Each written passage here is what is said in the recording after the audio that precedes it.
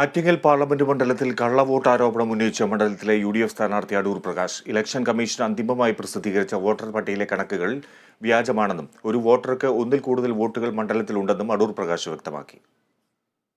ആറ്റിങ്ങൽ ലോക്സഭാ മണ്ഡലത്തിലെ ഇരട്ട വോട്ടുകളെ സംബന്ധിച്ച് അടൂർ പ്രകാശ് പരാതി ഉന്നയിക്കുന്നത് ഇതാദ്യമല്ല. കഴിഞ്ഞ തെരഞ്ഞെടുപ്പിന് മുമ്പും ഇതേ പരാതി ഉന്നയിച്ചിരുന്നു.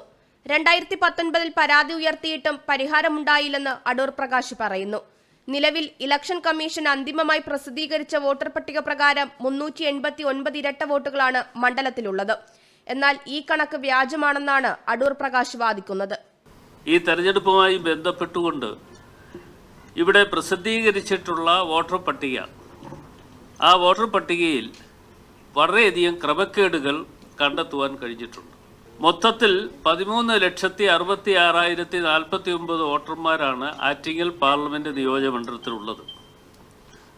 അതിൽ തന്നെയാണ് ഏറ്റവും അവസാനമായി പറഞ്ഞിട്ടുള്ള വോട്ടർ പട്ടികയിലെ വ്യത്യാസമനുസരിച്ച് 1,64,006 വോട്ടുകൾ ഇരട്ടിപ്പായി വന്നിട്ടുണ്ട്.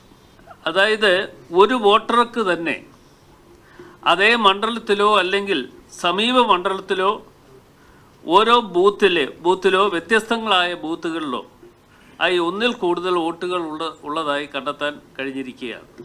മണ്ഡലത്തിലെ പട്ടികയുടെ 8.32% ഇരട്ട വോട്ടുകളാണ്.